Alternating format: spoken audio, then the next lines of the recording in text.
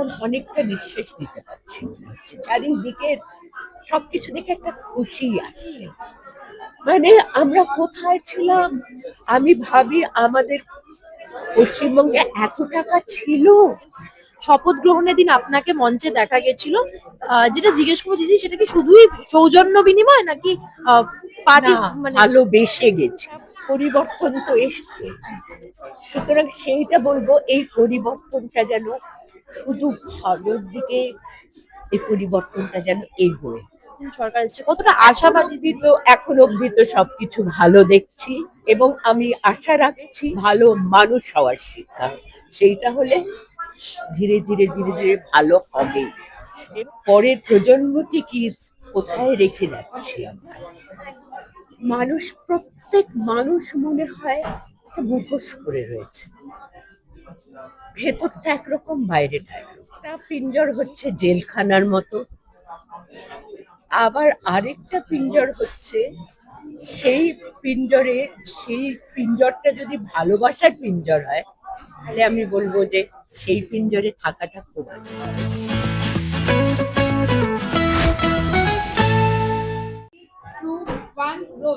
নমস্কার, অডিশন আপনাদের সকলকে জানাই স্বাগত। এই মুহূর্তে যে মানুষটি আমার সঙ্গে রয়েছেন, তিনি তার নাচ এবং অভিনয় দুই দিয়ে আপনাদের মন জয় করে রয়েছেন। এই মুহূর্তে আমার সঙ্গে রয়েছেন Mamata Shankar ma'am. Welcome to audition. প্রথমেই যেটা জিজ্ঞেস করবো, এমন একটি ছবির জন্য প্রচারে আজকে আমরা এখানে এসেছি, পিঞ্জর। আপনাকে প্রথমেই যেটা জিজ্ঞেস করবো, আপনার কাছে পিঞ্জর বলতে কি? পিঞ্জর সবার কাছে যেরকম, আমার কাছেও সেটা সেরকম খাঁচা। এবং আমার নিজের পার্সোনালি জিজ্ঞেস করলে, একটা পিঞ্জর হচ্ছে জেলখানার মতো, আবার আরেকটা পিঞ্জর হচ্ছে সেই পিঞ্জরে, সেই পিঞ্জরটা যদি ভালোবাসার পিঞ্জর হয়, তাহলে আমি বলবো যে সেই পিঞ্জরে থাকাটা খুব আনন্দের, সেই ভালোবাসার পিঞ্জরের মধ্যে থাকাটা খুব আনন্দের। কিন্তু এমনিতে যে পিঞ্জর মানুষকে স্বাধীনতা দেয় না, যে পিঞ্জর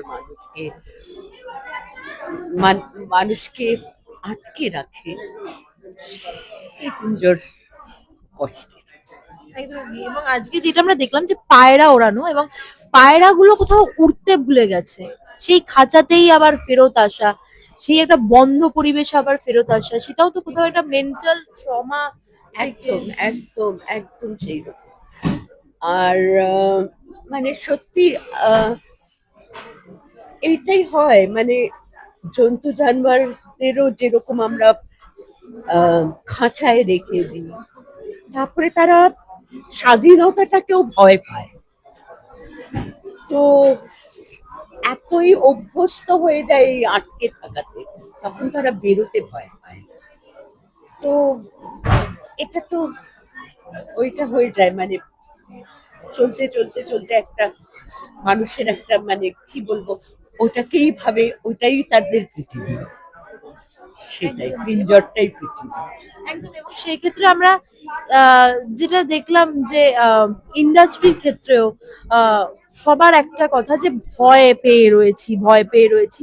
এখন কোথাও সেই ভয়টা কাটিয়ে বেরিয়ে আসছে, এবং সেই কথাটা উঠছে যে ভয়, সবাই ভয় পেয়েছিল, কেউ কোনোদিন একত্র হয়তো কোনোদিন কথা বলেনি। দিদি, এটা নিয়েও কথা উঠছে মানে।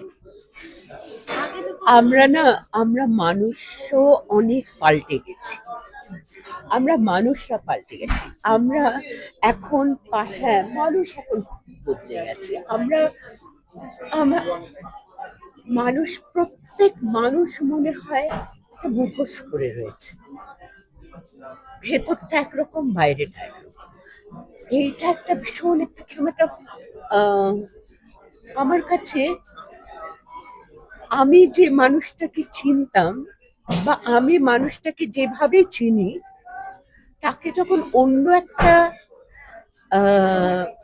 এর মধ্যে দেখছি, অন্য একটা কি বলবো, একটা গণ্ডির মধ্যে দেখছি, সেই মানুষটাকে কিরকম একটা দেখছি, সেই মানুষটা সেইটা না, অন্যরকম লাগছে।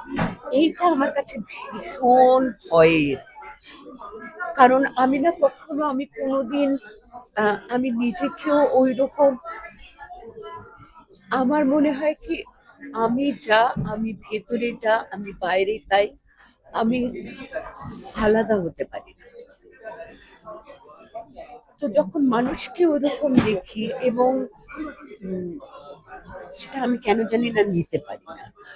আর মানে পাশের মানুষটাকেও আমি কি মানে কিরকম এখন হয়ে গেছে যে আমি কি একটু বিশ্বাস করে সব কথা বলতে পারবো, সে কি আমার কথাগুলো নিতে পারবে, ঠিক ঠিক এতে নিতে পারবে, মানে ঠিক মানে আপনি যেটা যেটা বোঝাতে বলতে চাইছেন। বোঝাতে চাইছি সেইভাবে বুঝতে পারবে এরম মনে হয়। তবে কিছু মানুষ আছে যারা জেনুইন, তো সেই ভালো মানুষরা আছে বলেই পৃথিবীটা এখনো চলছে, আমরা এখনো চলছি। আর বিশেষ করে আমরা আমরা একটা বয়স পার হয়ে এসেছি তো, আর এখন যেটা দেখছি, নতুন যেটা দেখছি, তার মধ্যে ভালো কি নেই, ভালো আছে, কিন্তু চারিদিকটা না এত দ্রুত পাল্টে গেছে, এত ফাস্ট একটা কি বলবো, সবকিছুই যেন রাতারাতি পাল্টে যাচ্ছে। স্পেশালি এআই এর যুগ এসে গিয়ে, আরে মানে আমরা কি, এরপরে তো বোধহয় আমাদের অ্যাক্টরদেরও লাগবে না আর, এআই দিয়েই সবকিছু হয়ে যাবে। তো একটা খুব ভয়ের একটা জায়গায় আসছে, মনে হচ্ছে যে পরের প্রজন্মকে কি কোথায় রেখে যাচ্ছি আমরা। একদমই। সেই ক্ষেত্রে যখন পিছন ফিরে তাকান এতদিন ইন্ডাস্ট্রিতে কাজ করে আসার পর, কোনো আক্ষেপ কাজ করে দিদি? অনেক কিছু তো বদলেছে, যেমন আপনিও বললেন, কোথাও কোনো আক্ষেপ কাজ করে? আহ কাজ তো করে অনেক রকম আক্ষেপ, কিন্তু আক্ষেপকে মনে রেখে আরো ডিপ্রেশনের মধ্যে চলে যেতে হয়। যদি আক্ষেপকেই শুধু মনে রাখি, তখন অনেক ডিপ্রেশনের মধ্যে চলে যেতে হয়। তাই জন্য আক্ষেপ, সবকিছুই ওইটাকেই মনে করতে চেষ্টা করি যে যাক, এই খারাপ সময়টাও চলে যাবে। যেরকম অনেকটা আমরা কাটিয়ে উঠেছি, এখন চারিদিকে, যেমন কিছুদিন আগেও মনে হতো আমরা একটা বন্ধ, আবদ্ধ জায়গার মধ্যে আছি, এখন অনেকটা নিঃশ্বাস নিতে পারছি, মনে হচ্ছে চারিদিকে সবকিছু দেখে একটা খুশি আসছে, একটা পরিবর্তন তো এসছে। সুতরাং সেইটা বলবো, এই পরিবর্তনটা যেন শুধু ভালোর দিকে, এই পরিবর্তনটা যেন এগোয়, যেন এর মধ্যে একটাও কালো দাগ না আসে। আমার সারাক্ষণ মনে হয় যে এটা যেন, এই যে খুশি একটা এসছে, একটা খুশির জোয়ার এসছে, এই খুশির জোয়ারটা, এই আনন্দটা যেন চলতে থাকে, বাড়তে থাকে, আরো যেন আমরা ভালোর দিকে, আরো ভালোর দিকে যাই। একদম। এই যে ইন্ডিপেন্ডেন্ট ডিরেক্টরসরা কারো কাজ পাচ্ছে এবং স্বরূপ বিশ্বাসের গ্রেফতারি, কোথাও তো বলা যেতেই পারে যে টলিউডও পিঞ্জর মুক্ত। দিদি, আপনিও কি সেটাই মনে করছেন যে আশার আলো দেখছেন? আমি বলি, পৃথিবীতে একমাত্র যদি দুটো জিনিস হয়, সেটা হচ্ছে খারাপ আর ভালো, এছাড়া আর কোনো ভেদাভেদ নেই, কিছুর মধ্যে কোনো ভেদাভেদ নেই। একমাত্র ভেদাভেদ হচ্ছে খারাপ আর ভালো। সারা কোনো জাতের ভেদাভেদ নেই, জেন্ডারের ভেদাভেদ নেই, কোনো কিছু ধর্মের ভেদাভেদ নেই, রঙের ভেদাভেদ নেই। একমাত্র ভেদাভেদ হচ্ছে খারাপ আর ভালো। খারাপটা খারাপ, ভালোটা ভালো। সুতরাং আমরা যেন খারাপটাকে বাদ দিয়ে ভালোর দিকে, ওই ভালোর দিকে, শুধু ভালো, ন্যায়, যেটা ন্যায়, অন্যায়কে বাদ দিয়ে ন্যায়ের দিকে যেন যাই। এত অন্যায় না, মানে টিভি খুললে যেটা দেখছি, মানে আমরা কোথায় ছিলাম। আমি ভাবি আমাদের পশ্চিমবঙ্গে এত টাকা ছিল, আমি ভাবি এত টাকা মানুষের ছিল, সেই টাকা দিলে আজকে বাংলা কোথায় বাংলা কেন, ভারতবর্ষ কোথায় চলে যেত। সুতরাং এখন যেন আমরা ওই এই পেরিয়ে এসছি, এখন যেন ভালো দিকে যাই। একদমই। এবং যেমনটা আপনি বললেন যে বদল ঘটেছে, কতটা মানে 1 মাস হয়ে গেল নতুন সরকার এসেছে, কতটা আশাবাদী? অব্দি তো এখন অব্দি তো সবকিছু ভালো দেখছি, এবং আমি আশা রাখছি এত খারাপ পেরিয়ে এসছি, এখন শুধু মনে হচ্ছে আর যেন খারাপ, আমরা যেন যেখানে খারাপের কিছু দেখবো আমরা যেন তখনই সেটাকে একদম উপড়ে দেওয়ার চেষ্টা, উপড়ে দিই। কিন্তু কারোর উপড়ে দেওয়া মানে কিন্তু আমার কথাটাকে আবার ভুলভাবে যেন ব্যাখ্যা না করা হয়, আমি কিন্তু মানে ওই যে সবকিছুকে ভেঙে ফেলো, এই করে ফেলো, ওইটা বলছি না, কিন্তু সেই দিকেই যেন এগোই, যে খারাপটাকে যেন আমরা সরাতে পারি, ভালো জিনিসটাকে যেন রেখে দিয়ে কারোর অসুবিধে না করে, অসুবিধাটাও যেন না হয়, কিন্তু ভালোটাও যেন আমরা শক্ত হাতে ধরি, একদমই। এবং সেখানে কোনো কম্প্রোমাইজ না। এবং এই যে যেটা সবচেয়ে ভালো, আমার এইটাই আমার মাথায় আসছিল, যে এত ইললিগাল বাড়ি রয়েছে যেগুলোকে ডিমলিশ করে ফেলা হবে, যেগুলোকে ডেমলিশ করা হবে, সেগুলোকে যদি না ভেঙে এদেরকে সেখানে তুলে রাখা যেত, আর সত্যি তাই হচ্ছে। আমার যে কি খুশি লাগছে সেটাতে, যে এই খারাপ জিনিসগুলো ভালো জিনিসের কাজে লাগবে, সুতরাং তাতে সবাই সবার ভালো হবে, এবং তারপরে তাদেরকে একটা জায়গা দিয়ে তারপরে সেগুলোকে, যেগুলো ইললিগাল আছে সেগুলোকে ভাঙা হোক, কিন্তু আগে তাদের একটা জায়গা দিয়ে, কিন্তু তারপরে ভাঙা হোক। এবং একটা খুব কন্ট্রোভার্সি হয়েছিল দিদি, আপনিও জানবেন।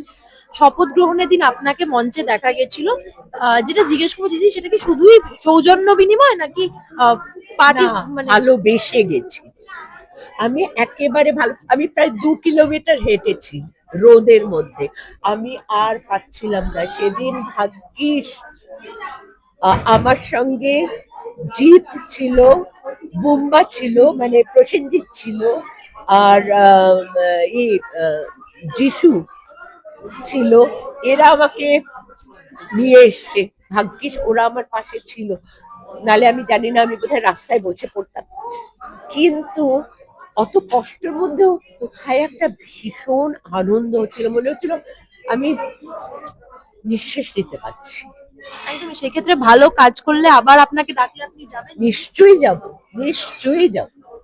আমি যে কোনো ভালো কাজের সঙ্গে, যে কাজে কোনো অন্যায় নেই, যে কাজে কোনো খারাপ কিছু নেই, সেই কাজের সঙ্গে আমি সবসময় আছি, এবং সেখানে আমি সব দলের জন্য আছি, যে কেউ ভালো কাজে আমাকে ডাকবেন, আমি আছি। একদমই। শেষ করবো, লাস্টলি এটা জিজ্ঞেস করবো, আপনি যেমনটা বললেন যে ভালোবাসার পিঞ্জর, সেই ক্ষেত্রে আমরা দেখতে পাচ্ছি পুনেতে রিসেন্টলি একটা ঘটনা ঘটেছে, বাবা মা বিয়ে ঠিক করেছিল, বয়ফ্রেন্ডের সঙ্গে মিলে হাজবেন্ডকে মানে ফিয়ন্সেকে মার্ডার করে দেওয়া, মানে ভালোবাসাটা তো কোথাও হারিয়ে যাচ্ছে দিদি। এটা এই নিয়ে আর ঘাটতে ইচ্ছে করে না, এইগুলো আর আর বলবো না, আর ভালো লাগে না। আপনাকে জিজ্ঞেস করছি যে ভালোবাসার তো সংজ্ঞাটা খুব বদলে গেছে দিদি এখনকার দিনে দাঁড়িয়ে। ভালোবাসা কোনোদিন যাবে না, পৃথিবী থেকে ভালোবাসা যেতে পারে না, ভালোবাসা থাকবে। এই খারাপ যারা, তারা চলে যাক, তারা চলে যাক, তারা হয় তারা ভালো হোক, তাদেরকে কেউ পাল্টাতে পারলে ভালো, আর যদি না পাল্টাতে পারে, তারা, জানি না, ওই ওপরে একজন আছেন, তার উপরে তো কেউ কিছু করতে পারবে না, ঠিক তাদের শাস্তি তাদের হবে, আজ না হোক কাল হবে, এবং সেখানে আমাদের শাসন ব্যবস্থা সবকিছু যদি সেই রকম স্ট্রং হয়, কোনো স্বার্থ না নিয়ে তারা যদি এরম ভাবে শক্ত হয়ে দাঁড়ান, ধীরে ধীরে সবাই ভালোর দিকে আসবে, এটা আমার বিশ্বাস। কিন্তু মানুষ তো এখন ঠিক ভুল বিচার করার মানে বিবেচনা বুদ্ধিটা হারিয়েছে, বা সাহসটা, সৎ সাহসটা, ভুলটাকে ভুল বলা, সেইটা তো কোথাও হারিয়ে সেখানে বলছি না, সবাই বলছে মানুষকে শিক্ষিত হতে হবে। শিক্ষা মানে শুধু স্কুল কলেজের শিক্ষা না, শিক্ষা হচ্ছে বাড়ির থেকে, ছোটবেলার থেকে তাদেরকে শিক্ষা দিতে হবে, ভালো মানুষ হওয়ার শিক্ষা। সেইটা হলে ধীরে ধীরে ধীরে ধীরে ভালো হবে। এবং যেভাবে নতুন যারা আসছেন, যারা এসছেন, তারা ভালোর দিকে নেওয়ার চেষ্টা করছেন, আশা করব এই ভালো জিনিসটা থাকবে এবং তারা আমাদের এগিয়ে নিয়ে যাবে। একদম। আর রাতুল দাকে আমি দেখছিলাম খুব শাসন করছিল খাওয়া নিয়ে, মা খেয়ে নাও, খাবার ঠান্ডা হয়ে যাচ্ছে। এখন মনে হয় মা বাচ্চা, ছেলে বড় হয়ে গেছে। একদম। এখন আমাদের বাড়িতে আমার নাতির 7 বছর বয়স। আমি বলি আমার বাড়িতে আমি আমার নাতির থেকেও ছোট। তাহলে এতটা শাসন করে ছেলে? মানে সবাই শাসন করে আমাকে, সবাই শাসন করে। একমাত্র আমি যখন এরকম হয়ে বসি, তখন কিন্তু আমি শাসন করি। কিন্তু আদারওয়াইজ রোজকার ডেইলি লাইফে সারাক্ষণ বকুনি শুনছি, সারাক্ষণ দুই ছেলে, দুই বৌমা, আমার কর্তা, বাপিদা এবং নাতিও বলে আমি প্রাণ, তুমি কিন্তু এখনো তুমি খাওনি, তুমি খেয়ে নাও তাড়াতাড়ি। এটা সুতরাং সবাই বিশাল বলে। প্রাপ্তি না? একদম।